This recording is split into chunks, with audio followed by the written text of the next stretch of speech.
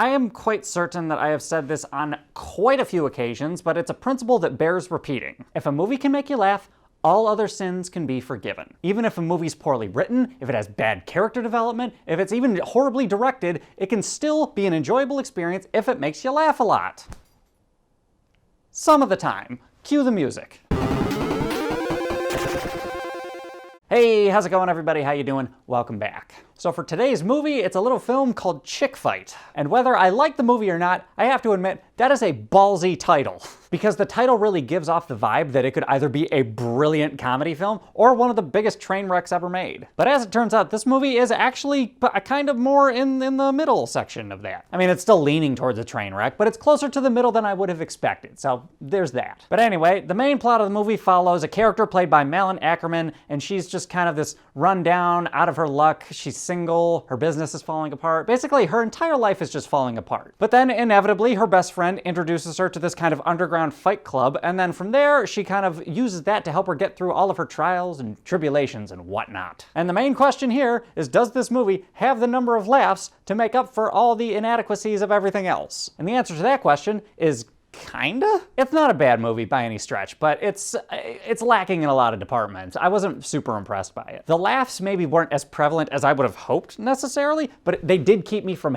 outright like hating the movie. I did actually like how a lot of the fight scenes were executed. Like I thought like the way they were shot was kind of cool and like the choreography was all right. But the fight scenes were actually good. I'll put that in the positive section. And I'm not saying every other aspect of the film is automatically bad, but there's a lot of things that are just very, very amateurish, I would say. The acting in general was okay. The comedic timing was better than the overall acting, if that makes any sense, but yeah, it was fine. The absolute standout of the movie, though, I'm not sure if I'm pronouncing this correctly, but I believe her name is Dulce Sloan. She's kind of the heavyset black girl that plays Malin Ackerman's best friend in the movie. She was phenomenal. She made this movie like at least watchable. I'd say 80 to 90% of her lines had some type of comedy injected in there somewhere, and it was good. It was good. She's got a lot of cool one-liners. And I would say Alec Baldwin actually had some pretty good moments in there too, but his time felt very limited for some reason. And based on that, I have a sneaking suspicion that he every 3 seconds that he spends on camera costs money, and I feel like they ran out of money at a certain point because you just kind of stop seeing him. And as far as the movie was written, they didn't like round off his character's involvement in the film. So again, I'm pretty sure that's what happened. Besides those two, the rest of the comedy was like kind of hit or miss with everybody else, which is a bummer because there's a stand-up comedian named Fortune Feimster in the movie, and she is pretty hilarious if you ever watch her stand-up.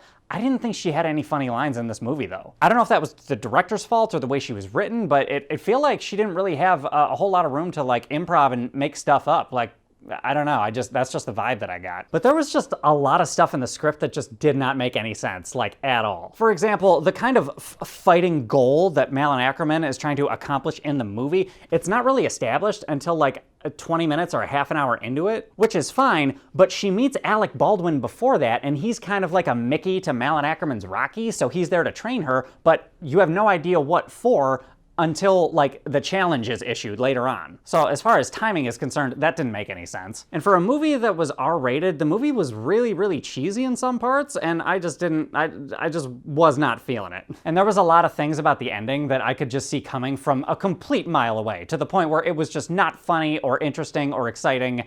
I was just kind of like, all right, can we put more funny bits in there to make it interesting? There's also a romantic subplot, and there's a lot of things that kind of led up to it that just didn't make sense to me. Also, a lot of the acting that was non-comedic, it was just kind of there, it's stock. It just felt like the kind of acting that you've seen in a bunch of different movies, and it just didn't feel unique at all. I already said Fortune Feimster is there just to kind of act. Kevin Nash is in the movie, and he's also just kind of saying lines. It didn't really feel like he was acting, really. And then one of the guys from Entourage is in the movie. I think it's Turtle, but I don't know any of their names. He did fine, but again, it just wasn't anything special. And all of the sets in this movie looked obscenely shiny. Like they were very, very vibrant, almost like they were trying to cover up all the inconsistencies in the script. Just a theory. And I thought the music was like, it was really meh. Like it sounded like royalty-free music you can get on YouTube, or maybe like a B-side from an artist that you know is much better than, you know, whatever you're listening to. And there's also a subplot about the main character's mom that just,